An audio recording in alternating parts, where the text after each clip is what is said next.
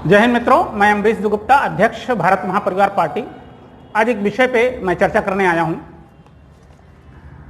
27/11/2020 को एक पेपर में एक खबर छपी है, जिसे आप देख सकते हैं, जिसमें कहा गया, मोदी जी ने कहा है कि एक देश एक चुनाव, भारत की जरूरत, एक ही वोटर सूची हो। मोदी जी, थोड़ा सा मैं इसको पढ़ के भी बताऊंगा।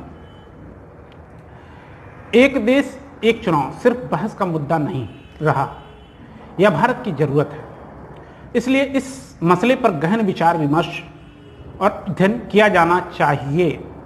पीएम नरेंद्र मोदी जी ने गुजरात के केवड़िया में आयोजित 80वें all India presiding officers conference में ये बात कही।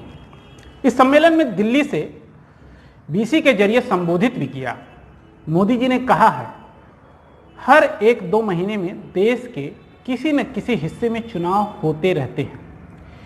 इसका असर विकास कार्यों पर पड़ता है। आचार संहिता के कारण विकास गतिविधियां थमी रहती हैं। इसका एक ही समाधान है, एक देश एक चुनाव। उन्होंने लोकसभा, विधानसभा और पंचायत चुनाव के लिए एक ही मतदाता सूची बनाने का भी सुझाव दिया। अलग अलग मतदाता सूची बनाना संसाधनों की बर्बादी है, ऐसा उन्होंने सोचा। जब भी उन्होंने सोचा, ठीक सोचा, अच्छा सोचा। मैं आपको बताना चाहूँगा कि यह विषय जो इन्होंने अभी बात कही है, यह भारत महापरिवार पार्टी का विशेष एक दूसरी प्रणाली का दूसरा एजेंडा है, समझ लीजिए, समाधान नीति है। और यह मैं आपको बताना चाहूँगा कि यह मोदी सरकार के आने के पहले का समाधान नीति है। इसके हमारे पूरे प्रमाणिक स्रोत हैं, कि कहीं से कॉपीराइट नहीं है, हमारा खुद का रिसर्च है। कि हमने भी यही सोचा था कि देश में चुनाव होते हैं, इतने खर्चे होते हैं, इस सारा कुछ देश के लोगों पर बर्डन पड़ता है, ये कैसे सॉर्ट आउट हो। मतदान में गड़बड़ियाँ, घपलेबाजी होती है, मतदाता की घपलेबाजी होती है, ये सब कुछ कैसे समाप्त हो, इस विषय को चिंतन करके हमने इस पूरा प्रोजेक्ट तैयार किया था। इसका नाम हमने दिया है लाइव ईवीएम। मतदान और मतदान, मतदाता और मतगणना का एक पूरा आधुनिक प्रबंधन हमने बताया है। हमारी वेबसाइट है www.bharatmahaparivar.org पर आपको ये मिलेगा, उसको आप पढ़ सकते हैं। हमने बताया है कि हम किस प्रकार से मतदाता का प्रबंधन करेंगे, किस प्रकार से मतदान का प्रबंधन करेंगे, ये पूरा विषय हमने दिया है। हमने ये बताया है कि सरकार को इसमें कितना फायदा होगा, मतदाता को क्या फायदा होगा, ये पूरा विषय हमने दिया है। पूरी प्रणाली एक ट्रांसपेरेंसी तरीके से काम करेगी। ये सब कुछ जो भी विषय है वो हमने दिया है, जो मैं एक एक करके मैं बताना चाहूँगा। थोड़ा समस्याएं आप समझ लीजिए कि आज जो हो रहा है वो क्या है कि एक मतदाता कार्ड बनवाने के लिए आपको सरकारी तंत्र के चक्कर लगाने पड़ते हैं। और तो और मतदाता कार्ड आपको मिलता है, उसमें नाम की गड़बड़ियाँ, पता गड़बड़ है, डेट ऑफ बर्थ गड़बड़ है, पिता का नाम गड़बड़ है, तमाम दिक्कतें जी हैं, ये आप सब लोग फेस करते हैं। उसके बाद जब चुनाव होता है, आपने देखा होगा, तो होता क्या है कि लिस्ट में नाम तो था, लेकिन लिस्ट से नाम गायब। जब वोटिंग करने जाता है ना, जैसे हम लोग भी वोटिंग करने जाते हैं, तो देखा कि इस सूची में नहीं है, अब दूसरे बूथ पे होगा, वहां जाकर के देखो। तो ये जो बीच में जो घपलेबाजी होती है ना, वो ये सब फर्जीवाड़े के एक तरीके हैं, और ये सत्ताधारी व्यक्ति ही करता है, करवाता है अपना वोट जीतने के लिए, चुनाव जीतने के लिए। ये सारे तंत्र कैसे समाप्त हों, मतदान और मतगणना कैसे एक ट्रांसपेरेंसी तरीके से किया जाए, और इसमें जो देश का खर्च होने वाला जो बजट है वो कैसे सबसे न्यूनतम स्तर पे आ जाए, एक साथ मतदान अगर हम चाहें तो पूरे भारत में एक साथ एक दिन में मतदान करें और उसका रिजल्ट भी त्वरित ले सकें, ये कैसे सिस्टम होगा, इसकी पूरी प्रणाली हम बना चुके हैं। मैं आपको बताना चाहूँगा हमारी इस प्रणाली में पहले मैं मतदाता के विषय को बताना चाहूँगा। इस प्रणाली में मतदाता को जैसे जो मतदाता कार्ड दिया जाता है, हमारी इस प्रणाली में कोई कार्ड नहीं दिया जाएगा, एक संख्या होगा जो 18 वर्ष पूर्ण करते ही स्वतः ही सक्रिय हो जाएगा और उसके पहचान संख्या या उसके आधार से स्वतः ही लिंक हो जाएगा। उसके लिए उसको कहीं भी सरकारी तंत्र के चक्कर नहीं लगाने हैं, कहीं नहीं जाना है उसको, वो एक संख्या सक्रिय हो जाएगा। और यह मैं आपको बता दूं, ये नागरिकता पुष्टि के आधार पर होगा। ऐसा नहीं कि कोई व्यक्ति बाहर से आया और जो है उसने अपना नाम सूची में डलवा लिया या कोई कटवा दिया। ये सारे जो तंत्र, स्थानीय स्तर के जो सारे तंत्र हैं वो समाप्त हो जाएंगे। ये नागरिकता की पुष्टि के आधार पर होगा। उसका भी मैंने पूरी प्रणाली बना रखा है। हमारी पहचान प्रणाली को आप ध्यान से पढ़िएगा, ये कैसे होगा, ये पूरा हमने तंत्र बनाया है। एक विषय।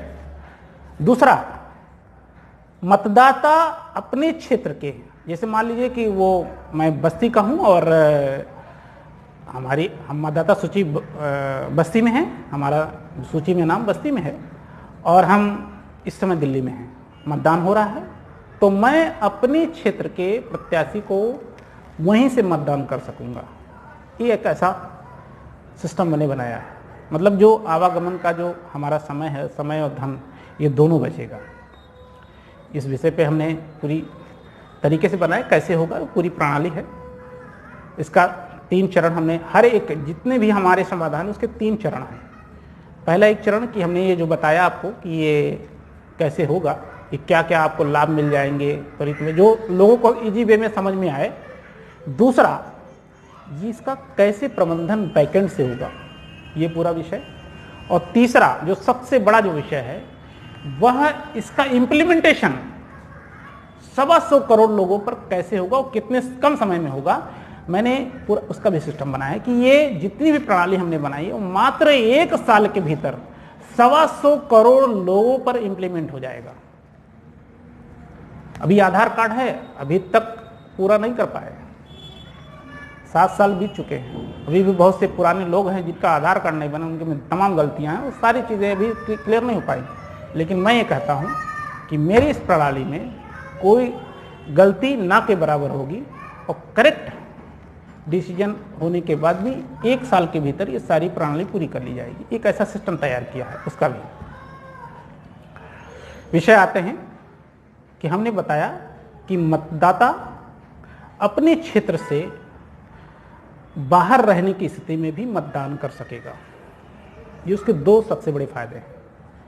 और ये जो होता ना, मतदाता सूची जब जाता है चुनाव देने तो पर्ची बनवाना, वोटर आईडी कार्ड नहीं है, उसमें ये दिक्कत है, आप वोटर आईडी कार्ड नहीं लेके आए तो आप मतदान नहीं कर सकते, ये सारे जितने भी झमेले हैं वो समाप्त हो जाएंगे। एक ग्राम प्रधान से लेकर के संसद सदस्य तक के जितने भी मतदान हैं वो एक ट्रांसपेरेंसी तरीके से होगा। इसमें कोई घोटाला नहीं हो सकता, कोई हैकिंगबाजी नहीं हो सकती, ये सारे शब्द निरर्थक होंगे। ये पूरी प्रामाणिकता के साथ में जो है इस समाधान को हमने बनाया है। इसका भी मैं एक वीडियो अलग से बनाऊंगा उस प्रामाणिकता के साथ, वो मैं दूंगा, वो आप देखिएगा। अभी मैं इस विषय पे बात कर रहा हूँ, चर्चा कर रहा हूँ, जो माननीय मोदी जी ने ये बात कही कि एक देश एक चुनाव। अब बात करते हैं कि लोकसभा चुनाव तो है, वो तो हो जाएगा एक साथ, लेकिन जो विधानसभा चुनाव है वो एक साथ नहीं हो सकता पूरे देश में। हाँ, जैसे 5 राज्यों में चुनाव हो रहे हैं तो वो एक साथ हो सकते हैं, एक दिन में हो सकते हैं, उसका परिणाम भी त्वरित हो सकता है। मेरे सिस्टम में है कि मतदान और मतगणना ये एक साथ हो जाएगा। जैसे इसमें 2 प्रणाली है, ऐसा सिस्टम है कि अगर आज मतदान हो रहा है, जैसे आप क्रिकेट मैच देखते हैं तो उस तरीके से एक लाइव तुरंत देख सकते हैं कि ये मतगणना कौन प्रत्याशी कितना जीत रहा है, वो देख सकते हैं। दूसरा, अगर इलेक्शन कमीशन चाहे तो उसे होल्ड करे, शाम को उसको डिक्लेयर करे, ये भी प्रणाली हो जाएगी। वो इस पे है क्योंकि हमारे यहाँ क्या है कि आज भी लोग मानसिक और आर्थिक रूप से गुलाम हैं, कहीं ना कहीं किसी न किसी रूप से। और हम अगर इस तंत्र में अगर लाइव दिखाते हैं तो गेम बदलने लगते हैं, स्थानीय लोग उसका गेम बदलने लगते हैं, तरीका बदलने लगते हैं, डरवाने लगते हैं, लोगों को धमकाने लगते हैं। तो ये प्रणाली को थोड़ा अंकुश लगाने के लिए मेरा मानना है कि जब काउंट हो जाए तो शाम को इसको डिक्लेयर कर दिया जाना चाहिए, ये तंत्र सही रहेगा। तो पूरी प्रणाली हमने बना रखा है। इसमें जो परिसीमन होता है, चुनाव से पहले जो परिसीमन होता है, उसमें भी हजारों करोड़ रुपए खर्च हो जाते हैं। पेपर से लेकर के तमाम सारी चीज़ें खर्च में चली जाती हैं। यह सब करने की कोई ज़रूरत नहीं होगी। एक्यूरेट आंकड़ा होगा देश में कितने मतदाता हैं और कितने आने वाले वर्ष में होने वाले हैं, ये हमें पता होगा इस प्रणाली से।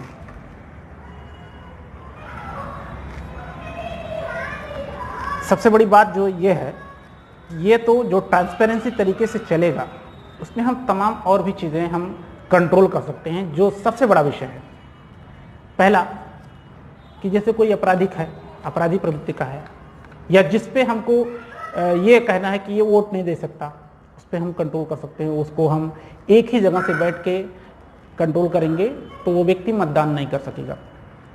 हम इस प्रणाली को जनसंख्या से भी जोड़ सकते हैं, जनसंख्या नियंत्रण से भी, कि दो बच्चे को ही अधिकार दिया जाए मतदान करने का, तो ये प्रणाली से संभव हो जाएगा। राइट टू रिकॉल की हमने बात कही है कि राइट टू रिकॉल, जैसे आज आपको पता होगा कि देश में लोकतंत्र है, सबको पता है, लेकिन इस लोकतंत्र में छिपा राजतंत्र है। आपने देखा होगा कि एक ग्राम प्रधान बनने के बाद व्यक्ति अपने आप को जमींदार समझने लगता है। एक विधायक बनने के बाद विधायक अपने आप को राजा समझने लगता है, और एक सांसद बनने के बाद सांसद अपने आप को सम्राट समझने लगता है, और मुख्यमंत्री और प्रधानमंत्री हो गया तो समझ लीजिए वो चक्रवर्ती हो गया। यह तंत्र है, यह राजतंत्र है, जहां 5 सालों के लिए जनता अशून्य की स्थिति में आ जाती है, वो कुछ नहीं कर सकती। उसने मत दे दिया, अब सरकार जो भी करे वो उसका फैसला, गलत करे सही करे कोई मतलब नहीं उससे, जनता के हितों का कोई ध्यान नहीं रखता। हम राम राज्य की बात करते हैं, राम राज्य में राजतंत्र था, लेकिन प्रजा की हर इच्छा राजा की इच्छा हुआ करता था, इसका उदाहरण भी है। लेकिन आज प्रजातंत्र है। क्या प्रजा, इस प्रजातंत्र में किसी प्रजा की सुनवाई है? आप देखेंगे तो नहीं, ना के बराबर है या नहीं है, एकदम आप महसूस कर रहे होंगे, खासकर इस सरकार में।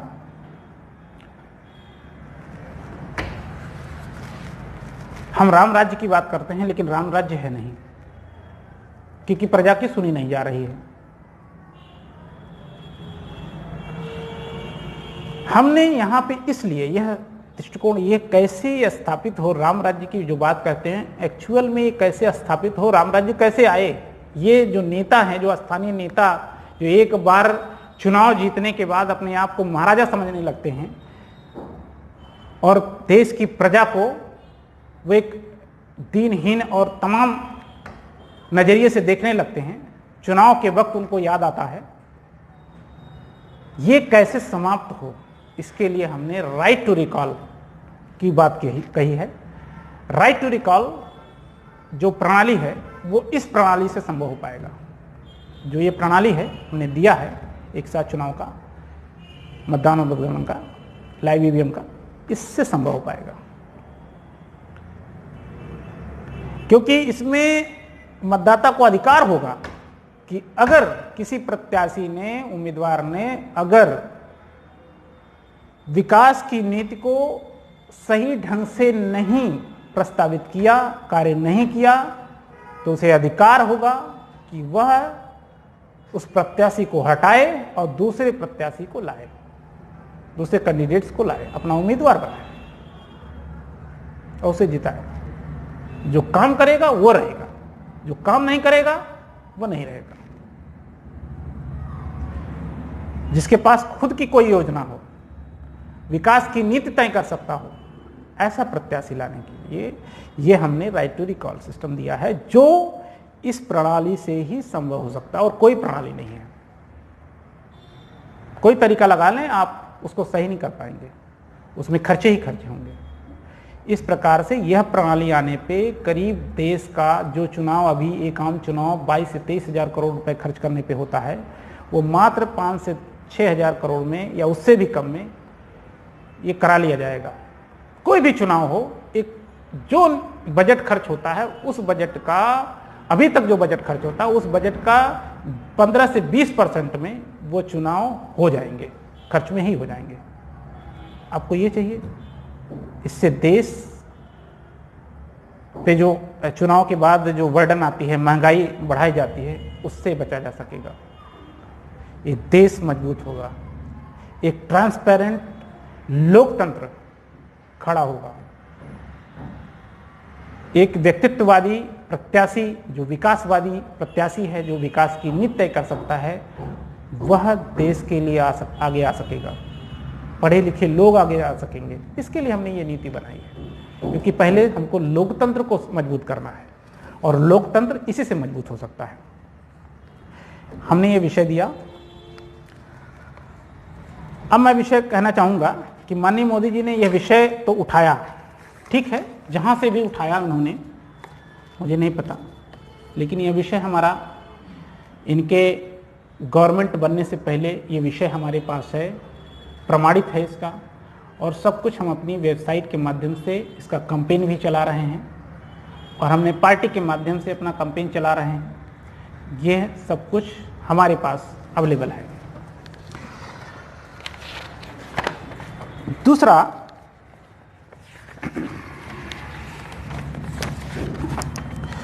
मैं ये कहना चाहूँगा माननीय मोदी जी के से, देश की जनता से, खासकर माननीय मोदी जी से मैं क्या कहूँ, माननीय इस देश की जनता से मैं ही कहना चाहूँगा कि जो व्यक्ति 70 साल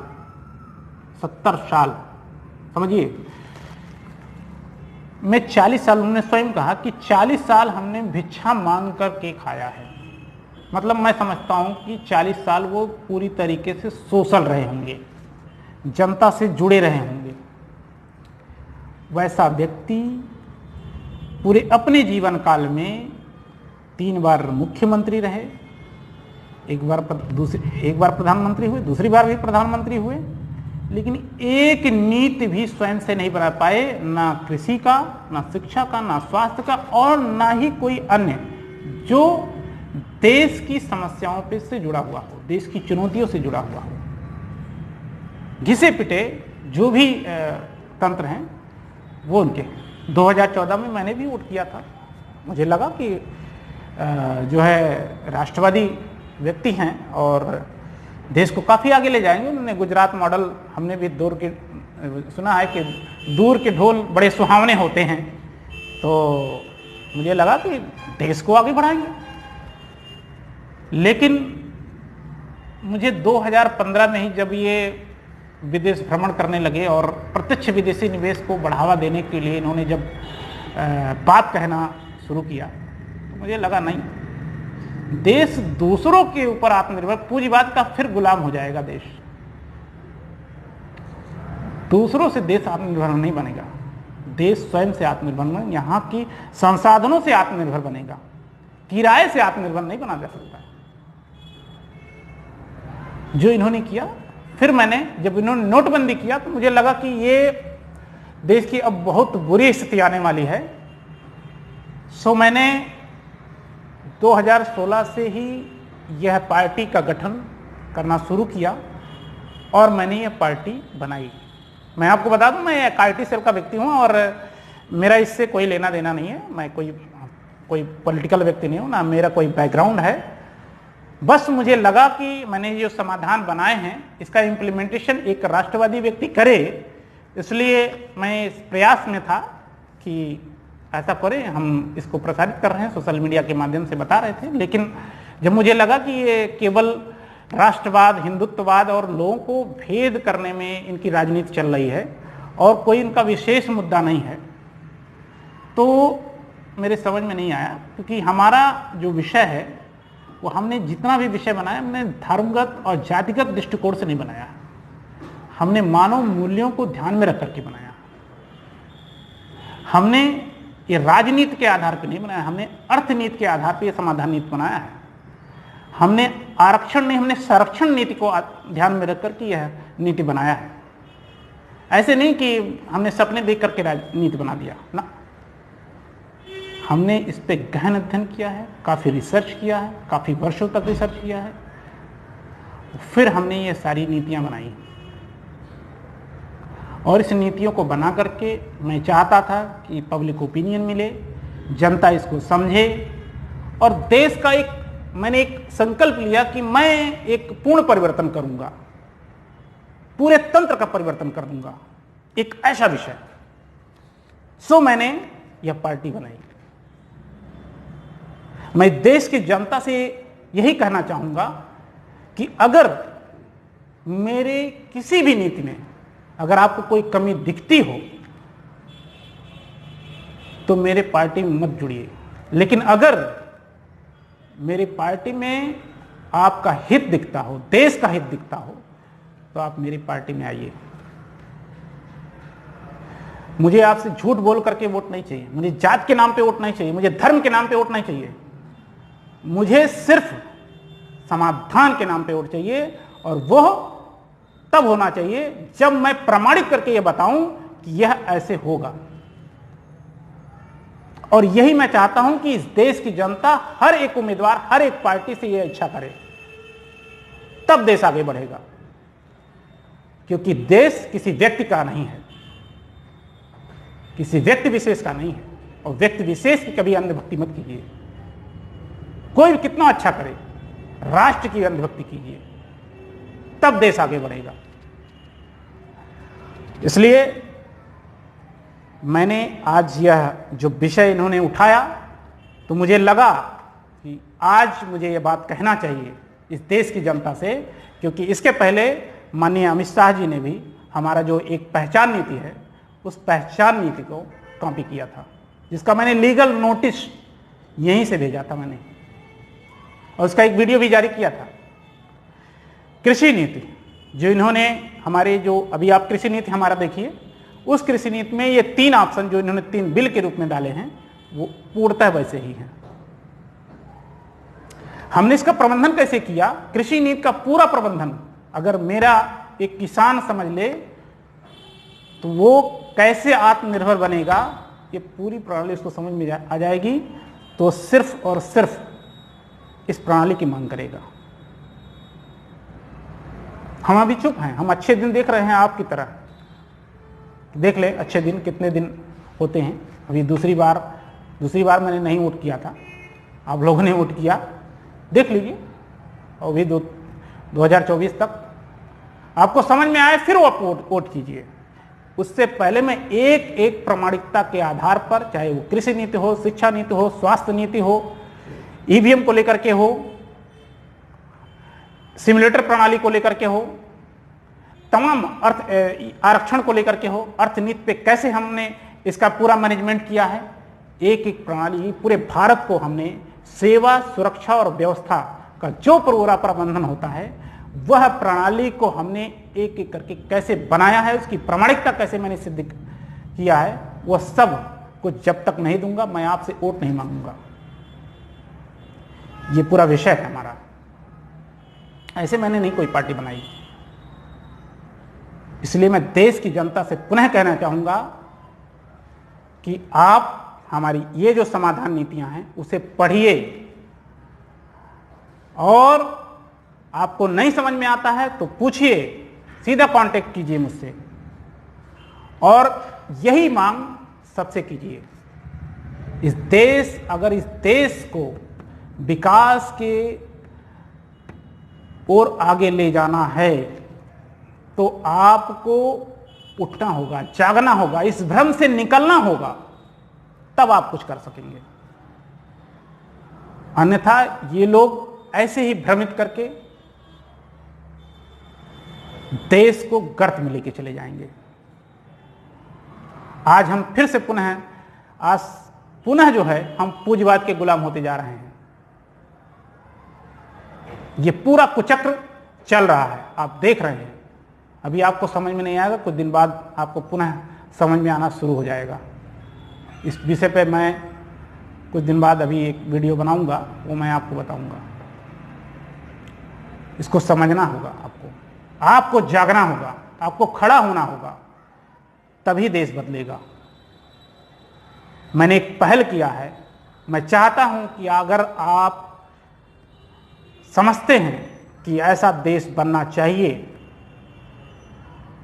तो आप आगे आइए, योग्य व्यक्ति का चुनाव कीजिए,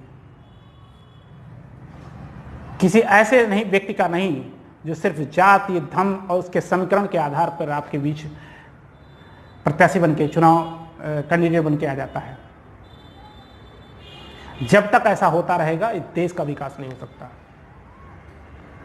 यह आपको समझना होगा।